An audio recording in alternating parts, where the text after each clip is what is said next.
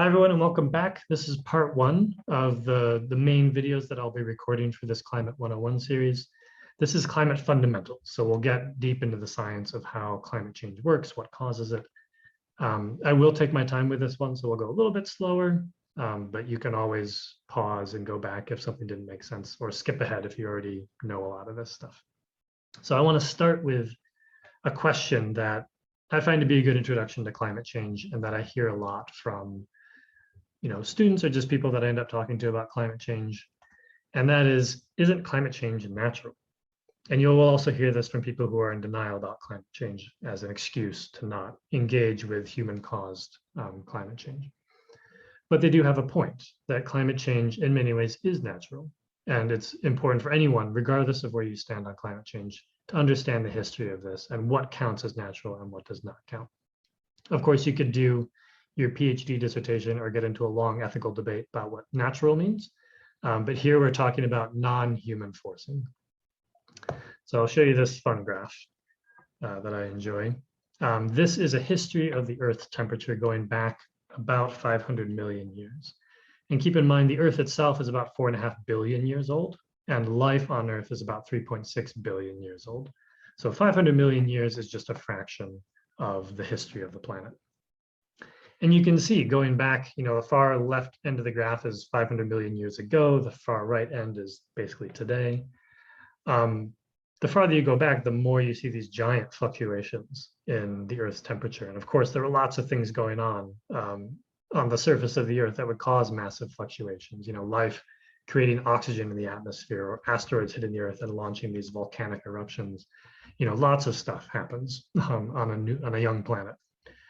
But you'll notice at the far right end here, these last 10 to 12,000 years, you see that blue line kind of even out a little bit. It's still got some squiggles in it because, of course, the temperature is still going up and down from decade to decade or year to year. But it's compared to the rest of the graph, compared to the history of the Earth, it's a relatively stable time in the Earth's temperature. And it happens to coincide, for those of you who are history and anthropology buffs, with the rise of human civilization. So humans developed agriculture starting about 10 to 12,000 years ago, and it very quickly took over the hunter-gatherer lifestyle. And a lot of that was due to this stable climate that allowed for agriculture to take off. And this, of course, gave rise to larger tribal and family groups, towns, cities, specialization in work, the rise of large-scale religions. All of this kind of followed in this 10,000 year period that we call the Holocene. Before that, humans had largely been hunter-gatherers, going back to about 70,000 years ago when Homo sapiens first left the African continent. But everything before that time, as you can see, is kind of all over the map. And again, there's lots of variables here. We'll look at a few of them, but it's just to point out that the Earth's climate does change. It has always changed, and it will continue to change regardless of what humans do. And I'm going to clarify that point in a little while here. But another thing I want to point out on this graph that is always helpful to know, if you notice on the left here, the temperature is being compared to the 1960 to 1990 average. And you see this line, this zero line across the middle of the graph. That's that average temperature between 1960 and 1990 of the whole globe. And there are two key things to take from this. First, we always take long-term averages when we're talking about climate. If you want to talk about weather, that's one thing. The weather of the day is just what's happening right now. So right now, I'm in Missoula, Montana. It's about to rain. It's kind of smoky. The temperature is getting lower. That's the weather today. That doesn't tell me anything about the climate. If I want to know the climate, I would need to watch this weather over a 30-year period or so and take the average, and that would be the climate. And climate is more than temperature. It's also humidity, it's soil nutrients, it's all kinds of things. But we'll largely talk about temperature today. The other thing to take away is that this 1960 to 1990 period was sort of the last normal period we had. Climate change is accelerating at a rate that means that we have moved beyond what used to be normal. Throughout the Industrial Revolution and the 20th century, we had a fairly stable temperature, with little dips and rises here and there. But that's the last normal, quote unquote, 30-year temperature average that we've had. Everything since then has gone up and up and up. So we use that last normal as a point of comparison, just to see where we are. Now, a lot of these ups and downs in the history of the Earth's climate are due to what we call Milankovitch cycles. And you hear people talk about this, like, oh, climate change is because of changes in the Earth's rotation or changes in the Earth's orbit. And that's historically true. If you look at these different cycles, you know, the direction of the Earth's axis has changed over time. It kind of wobbles back and forth. It rotates around its own axis. The shape of the Earth's rotation orbit around the sun changes. It becomes more elliptical or more circular. And these happen over tens of thousands to hundreds of thousands of years. And if you line all these up, all these cycles, you can see roughly where the Earth's ice ages have been. It's when these cycles have made it colder in the northern hemisphere. And so you can map that to our ice ages. So these cycles are happening. We're in the middle of them right now. We will always be. And they are responsible for some of those ups and downs in the history of the Earth's climate. Other natural causes that you will hear people talk about or may be familiar with yourself. I've got 3 graphs here on the left. El Nino, that top one. Obviously, year to year, that changes the Earth's temperature pretty dramatically. By the way, these graphs are going from the late 1800s to the early 2000s, if you want a sense of time scale there. You can see El Nino alone from year to year can change the temperature by, 0.1 to 0.2 degrees Celsius year to year. There's no general trend there. It's not going up or down over time, but it is a cycle that will change year to year. So we wouldn't necessarily ascribe this to the very rapid increase in temperature that we're seeing globally. One thing that is increasing is total solar irradiance, that second graph. And that's because the sun itself goes through cycles of brightness. Right now, we are on a slight upswing in the sun's brightness. And then within those big upswings and downswings, the sun has like year to year, decade to decade cycles, as you can see in this graph. So this could provide us a little bit of an increase in the Earth's temperature because of that sun getting a little bit brighter. But again, that's on the order of 0.1, maybe 0.05 to 0.1 degrees Celsius, not exactly as high as we're seeing with today's climate change. Another big one is volcanic aerosols. So all the ash that volcanoes spew into the atmosphere. Those actually initially have a cooling effect. So after a volcano erupts, the Earth actually should cool slightly. And then as that ash settles and provides a sort of dark surface on the Earth's surface, that will absorb more light. And so we'll get a slight warming effect from volcanoes over time. But again, those are pretty small orders of magnitude. The only other variable that would affect the Earth's climate on a large scale is human forcings. And so this would be the combustion of the combustion of fossil fuels to produce greenhouse gases, changing the Earth's surface, the color of the Earth's surface, and then releasing things like ash and black carbon into the atmosphere. And as you can see from this graph, if you add up all the human forcings, you get that very obvious exponential upswing in the Earth's temperature. And this lines up with what we're seeing. So this is how we know how to kind of rule out natural causes of climate change, even though they have always been a factor and will always be a factor. This massive change we're seeing now is almost entirely from us.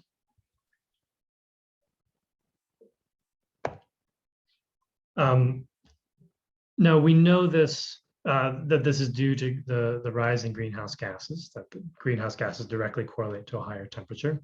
How do we know this? It's actually not that hard to do. You can measure the concentration of any gas in the atmosphere. We can measure the concentration of oxygen, nitrogen, ozone, whatever you want. And so we've been measuring carbon dioxide from Mauna Loa since the middle of the 20th century. A guy named Dr. Keeling did this. This is called the Keeling curve. And every year, year after year, the carbon dioxide concentration in the atmosphere goes up and up and up exponentially. You'll notice on this graph, this is neither here nor there, but just kind of a fun fact, that it's kind of zigzags its way up. You would expect it to kind of just go up consistently. But if you think about summer in the northern hemisphere, where most of the land mass of the Earth is, all those plants bloom and absorb carbon dioxide from the atmosphere to form their leaves. And so they actually draw carbon out of the atmosphere. So every northern summer, the concentration of carbon dioxide in the atmosphere goes down. And then every winter, they drop their leaves, and that carbon is re-released back into the atmosphere. So every northern winter, the carbon dioxide level spikes again. That's just a fun fact for you to know about the zigzag on this graph. And if we want to put that Keeling curve, that upswing in carbon dioxide levels in the context of that geological history, that long time history, this is what it looks like. Now, this graph only goes back 800,000 years, not the 500 million years that I had up earlier, but this is well beyond the duration of human beings on Earth, well beyond Homo sapiens. We only exist in this last really 70,000 years, but as a society, as a civilization, last 10,000 years on this graph. And you can see that carbon dioxide concentrations have never gone above 300 in the history of the human species, even in the history of our human cousins that have since been wiped out. Homo erectus, Homo florensis, all those. But just in a very short amount of time, we have jumped the carbon dioxide levels up really high.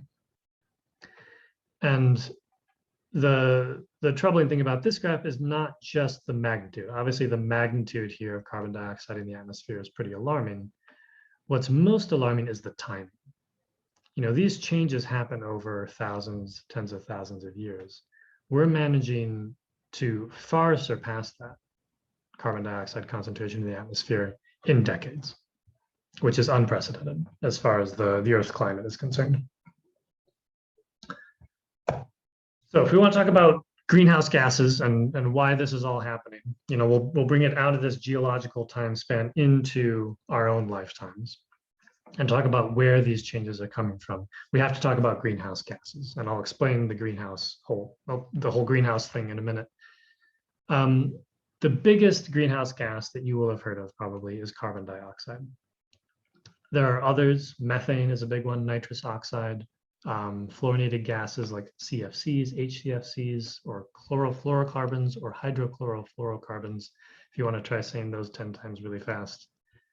These are kind of the big four. There are other greenhouse gases out there as well, but they're not as alarming. What can be confusing about greenhouse gases is that the degree of forcing, the degree of global warming effect that a gas has is inversely related to the quantity that we tend to put in the atmosphere, which probably sounds confusing, but it's actually a good thing, if there's any good thing to take out of here. Carbon dioxide is the weakest of the greenhouse gases by far, but it's the one we produce the most of. And so that's why we're most concerned about carbon dioxide. Methane is about 25 times stronger than carbon dioxide when it comes to trapping heat in the atmosphere, but we put out far less methane than carbon dioxide, thankfully. Nitrous oxide is about 300 times stronger than carbon dioxide, and CFCs and HCFCs are thousands to tens of thousands of times stronger than carbon dioxide. But we produce very little CFCs and HCFCs, and we produce a lot of carbon dioxide. So that's why you hear about the CO2 more than anything else. The other reason we talk a lot about CO2 is that it's the hardest to mitigate in a lot of cases. I'll put a little sector thing here. If we look at the major sectors from which we get greenhouse gases, transportation, electricity, and industry are the biggest. And what they are putting out is carbon dioxide, because what we are doing is burning coal, burning oil, burning natural gas to produce electricity or to move our cars, or especially coal we use to make steel and cement and all this stuff. So most of the greenhouse gas we're putting out from these major sectors is carbon dioxide, and it's very difficult to control it because it is such an inherent part of our economy. These other gases, methane, nitrous oxide, CFCs, and HCFCs, come from very specific parts of our economy. CFCs, fluorinated gases, come from coolants, refrigerants. That's something we can regulate. It's point sources. It's easy to find. It's easy to replace, at least theoretically. Nitrous oxide largely comes from industry and agriculture. It's something we know, we can target it. Methane largely comes from animal waste and the leakage of natural gas. These are things that we can target, we can see. Carbon dioxide comes from basically our entire economy. So it's harder to control, it's harder to regulate. And so that's why that's a big focus of the climate conversation.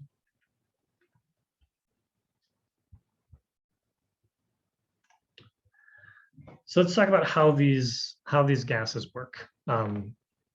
The basics is really simple. I'm going to give you the more detailed version a little bit, just so that you have that vocabulary to work with. But if it goes over your head, don't worry about it. You can come back to it later.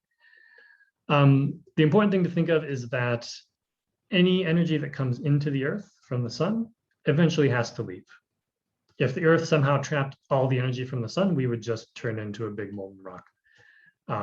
So we always have to have this kind of net zero flux of energy. Anything that comes in must eventually leave.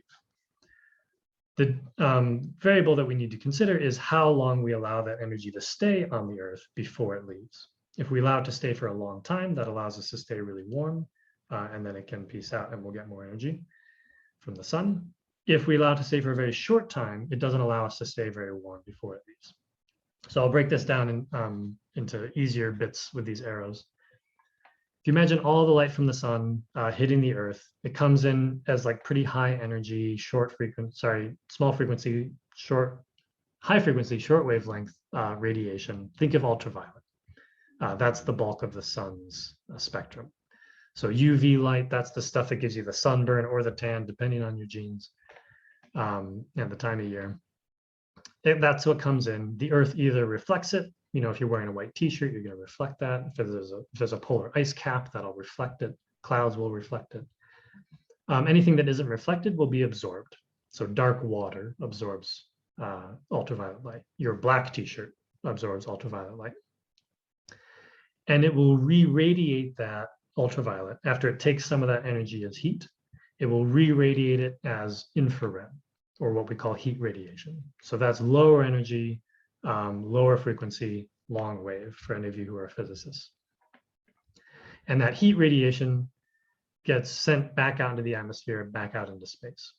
Now, if that's all that was happening, if it was just UV coming in, being absorbed, being re-radiated back into space, we would live on a frozen rock because we would not get to keep any of that energy.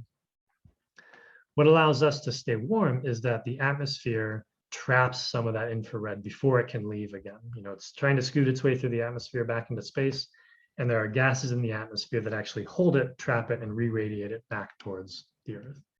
And so this allows some of that heat to stay within our atmosphere. That's what keeps us warm. So you can think of the atmosphere as this nice blanket around the Earth.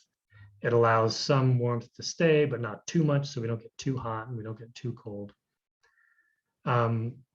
These gases that allow heat, especially infrared radiation, to be trapped are what we call greenhouse gases. If we didn't have them, again, we'd be frozen, but it's named for the effect that a greenhouse has. If you've ever walked into a greenhouse with the glass panels, you know what it's like for all that heat to get trapped inside before it can escape again. So there's no debate about the greenhouse effect. It just exists. We've known about this for a long time. The actual gases that do this, I have listed on the right here. And this is, again, getting a little bit more detailed. You can see if we look at just methane, this kind of pink graph at the top, what this graph is saying is that methane is going to absorb light that is about 3 microns or 3 micrometers in wavelength. So this is infrared radiation. Or it'll absorb something in the 8 micron wavelength. So that's, again, in the infrared to far infrared range. Methane does not absorb anything in the ultraviolet or the visible range. And so we can say methane is a greenhouse gas because it'll take that infrared radiation that's trying to leave the Earth, it'll trap it and re-radiate it back to the planet. Nitrous oxide, same thing. CO2, same thing. Water has a broader absorption spectrum, but it is also a greenhouse gas depending on the form that it takes. There are gases that absorb in different spectra that aren't infrared. So let's take ozone and oxygen, for example. So they absorb a little bit in the far infrared, which makes them, you know, a very kind of weak greenhouse gas. But ozone also absorbs in the ultraviolet, which means it can block that incoming radiation before it even gets to the Earth. So ozone is actually a cooling gas in some ways. And this is what makes it so important to have in the upper stratosphere, That's what protects us from sunburns. And if you've heard of the ozone hole in the ozone layer, that's what they're talking about, a loss of ozone, and therefore all this ultraviolet light getting through. That's neither here nor there. It's just to point out that the hole in the ozone layer is a completely separate issue from climate change. Those get conflated a little bit. It's just a different gas in a different place. So if you add up all the gases in the atmosphere, we get this kind of broad absorption spectrum of the atmosphere, meaning that any light coming in from the sun is going to get absorbed if it's in these wavelengths. Notice there's a big gap right here where the atmosphere does not absorb as much light. That's the visible range. That's why our eyes evolved to see these wavelengths, because that's what the sun and the atmosphere is allowing to get through. But anyway, that's how we know what is a greenhouse gas and what is not a greenhouse gas. That's why methane, nitrous oxide, carbon dioxide are some of the biggest ones. If that was too complicated, I'll give you an easier way to think about it. These three planets, Mars on the left, Earth in the center, and Venus on the right, are all in the habitable zone of our sun, meaning if they all had an Earth-like atmosphere, they would all have liquid water, they would all have ice, they would all be habitable for human beings. Mars isn't too far away. That's not why it's cold. Venus isn't too close to the sun. That's not why it's hot. The difference between these planets is their atmospheres. So Mars is too small. It has about 1/3 the gravity of Earth, so it can't retain an atmosphere packed with greenhouse gases. So it has a very thin atmosphere, and any energy that comes in doesn't get trapped by Mars. It just shoots right back out into space. So Mars doesn't have a warm blanket around it like the Earth does. So it stays pretty cold. Venus is the opposite. Venus has a runaway greenhouse effect. So any light that gets trapped in the atmosphere pretty much just stays there for a very long time before being re-radiated. So Venus is extremely hot. But again, if either one of these planets had Earth's atmosphere, which is sort of a happy medium, sort of Goldilocks of atmospheres, they could support life, or human life at least. So if that helps you think about it, Mars is no greenhouse effect, Venus is too much greenhouse effect, Earth is in the middle, shifting ever so slightly towards the Venus end of the spectrum. Not that we will ever look like Venus, hopefully not, but that's just a good kind of extreme to consider. So where are these greenhouse gases coming from? And you get asked this question a lot of different ways, and this is what makes climate change negotiations especially fascinating, and I'll talk a little bit about those at the end of this video. But if we just want to look regionally, by country or by geopolitical region, we can see that China and Asia broadly are currently responsible for the greatest share of greenhouse gases or greenhouse gas emissions. But their contribution to climate change is relatively recent. They weren't putting out a ton of greenhouse gases until the last 20 years or so. That was really around 2000, 2001 that China's coal economy really boomed. And that's when you see this really big increase for them. If you want to look historically, you can see that for the longest time, it's been the United States and Europe that have been producing the most greenhouse gases. And so this can make for a lot of finger pointing at the UN. The United States, for example, can point at China and say, hey, you're putting out way more emissions than we are. You need to cut back. China can point right back at the US and say, hey, you've been putting out emissions for a heck of a lot longer than we have. You need to cut back. And so this kind of finger pointing tends to happen every year at the Convention of Parties. So you can think historically, you can think about current emissions. It's also important to think about per capita emissions. So China, just looking at the very edge of this red curve for China, China has about 4 times as many people as the US, which is this blue edge right here.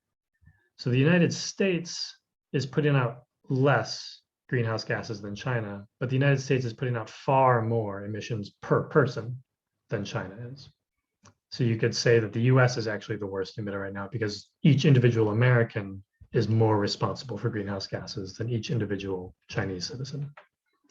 We'll come back to this graph in a little bit, but I just want to give you a sense of kind of regionally how things are changing and where we stand. This will be a big topic. This is always a big topic at the UN convention every year on climate change.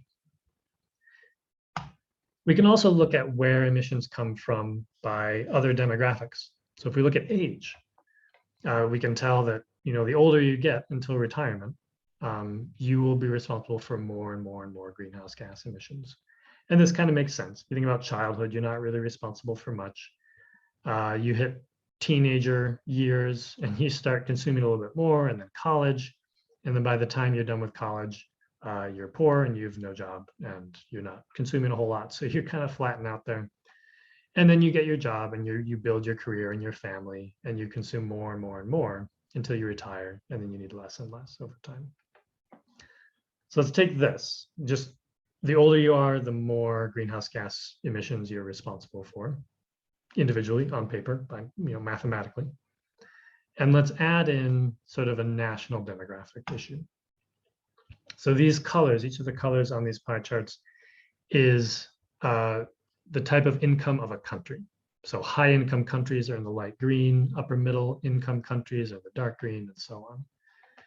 And you can see that if you are older, and again, more responsible for greenhouse gas emissions already, you are also more likely to live in a wealthy country, which itself is more responsible for greenhouse gas emissions. If you are younger, you are more likely, about 2/3, to live in a low or lower middle income country. And you are also, if you remember from this graph, far less responsible for greenhouse gas emissions. So what we have is this sort of double or triple injustice where we have older people tend to be wealthier, tend to live in wealthier countries, and tend to be more responsible for greenhouse gas emissions. And they will have to face the fewest effects of climate change because they will be gone by the time the worst of climate change really takes hold. Younger people are far less responsible for greenhouse gases, have less wealth, and are more likely to live in a poorer country, and are the ones who are going to feel the worst of climate change impacts. So we have this sort of intergenerational justice issue, just as we had sort of a regional justice issue in that earlier graph. So if we look back at this regional graph, I want to add another generational component to it here. We first knew about the greenhouse effect and greenhouse gases in 1859. That's when the first scientists published results showing how the greenhouse effect worked, explaining why the Earth was warm, and pointing out that the Industrial Revolution was increasing emissions. And if we continued increasing emissions at that rate, we would be causing irreversible climatic changes by the middle to end of the 20th century. He turned out to be exactly right. That's exactly what we're doing. So that was 1859. And of course, we didn't do anything then. No one reversed the Industrial Revolution, as you well know. Fast forward more than a century. In the 1970s was the first time that an intergovernmental collaboration happened at the UN to talk about how to address the coming change in climate. They were well aware of climate change. By this point, a lot of the scientists that worked for oil companies and independent labs had confirmed that CO2 emissions were increasing, concentrations were increasing, temperature was increasing. And so the governments of the world got together and decided to do something about it, and they almost did, but very narrowly backed out for a lot of different reasons that are fascinating to read about. I encourage you to check it out. Fast forward another decade, 1988, George H.W. Bush, as presidential candidate, made it part of his platform and the party platform to address climate change. It was 88, long before any of my students were born, and long before it was really a national conversation. And H.W. Bush, a Republican, made it part of his platform and was elected, partly because of that. And his phrase, I believe, is, "We're going to address the greenhouse effect with the White House effect." And of course, nothing happened. Fast forward to 2006, Al Gore's Inconvenient Truth comes out. It becomes part of the national conversation. People are yelling at the top of their lungs for something to happen. And again, we didn't do anything. And you can see in this graph, all through history, there have been dips because of wars and recessions and embargoes. We are exponentially increasing our greenhouse gas emissions with no end in sight at the moment. A lot of good things are happening, but we're still going up for a lot of different reasons. So what this has built in the science world, and this is how I'll wrap up our talk about climate science, is this sort of Cassandra dilemma for climate scientists or anyone really paying attention to climate science. And for those of you who don't know the story of Cassandra, I'll give you the really, bad long-term memory version. Cassandra was daughter of Priam, king of Troy. Think of Achilles, the Trojan War, the horse, all that stuff. That's King Priam. Cassandra is his daughter, and Apollo, the story goes, Apollo, the god, fell in love with Cassandra. And in order to woo her, he blessed her with the gift of foresight. She would be able to see the future. She spurned him. She said no. And so Apollo, as Greek gods did, got pissed off and cursed her, letting her keep her blessing of the gift of foresight, but cursing her that no one would ever believe her. So she could see anything coming, but no one would believe her that it was coming. And so she saw, the Greeks coming. They were going to sack Troy. She tried to warn everybody, and they wouldn't believe her. So this is called the Cassandra dilemma, when you know something bad is coming and no one will believe you. This has been climate science for the last 40 to 50 years. The whole scientific community has been behind this, understanding this, peer reviewing this, talking about it. They don't always agree on everything, but they generally agreed on what was coming, and they weren't listened to. And I always had a hard time trying to relate this to students' experience and like what it would feel like to have your whole career being denied by an entire demographic of your fellow citizens and your government. And I couldn't really communicate that until this happened. And for those of you who followed COVID, and most of you are health professionals or will be, this will probably feel a little bit closer to home. Every health expert out there, epidemiologist, whoever, saw the pandemic coming, knew what it was going to take to keep numbers down, to keep deaths down and infections down, and try to communicate this to the public. And they were met with this. Very angry people yelling slogans, waving flags, wearing hats, in some cases physically attacking nurses on their way to work. And this period, while it's still happening in many ways, the most violent form of it lasted about 6 months from the start of the pandemic into the late summer. And, we all had this very visceral reaction to this, seeing health professionals, people we trust, being attacked and disbelieved. And that was just a few month period. So imagine this, what this person on the right in scrubs and a mask is feeling. Imagine that over 40 to 50 years. And that's kind of been the climate science dilemma.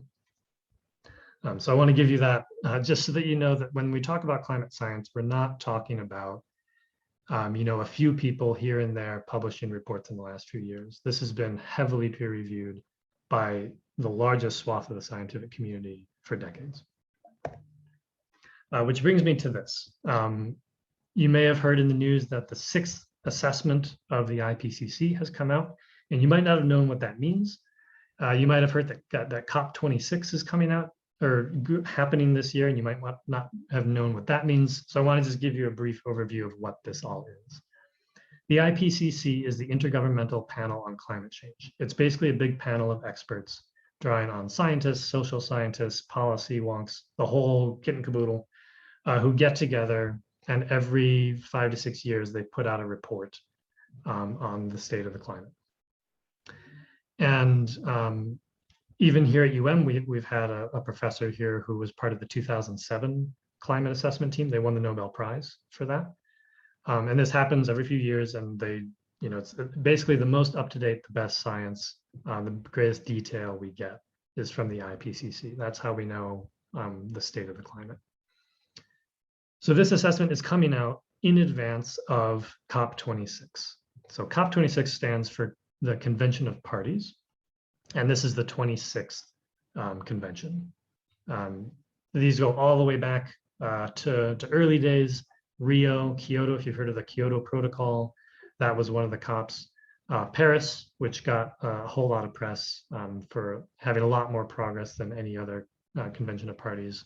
That was I think COP15, so on and so forth. COP26 this year is in Glasgow, and it'll be in November, December, somewhere around there.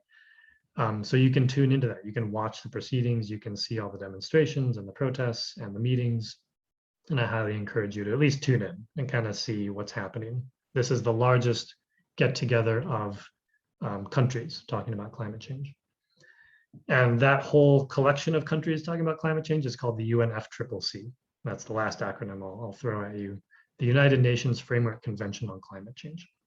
That's who convenes the COP, and then that's who hires the IPCC, essentially. So that's all you need to know, I think, for climate basics, climate fundamentals, and what is coming up this year in terms of reports and international conversations. So I will leave it there. In the next video, we'll talk about observations and projections. Where are we going from here? What is this all going to mean for us as people or for the ecosystems? And we'll go from there. So thanks for watching, and I'll see you in the next video.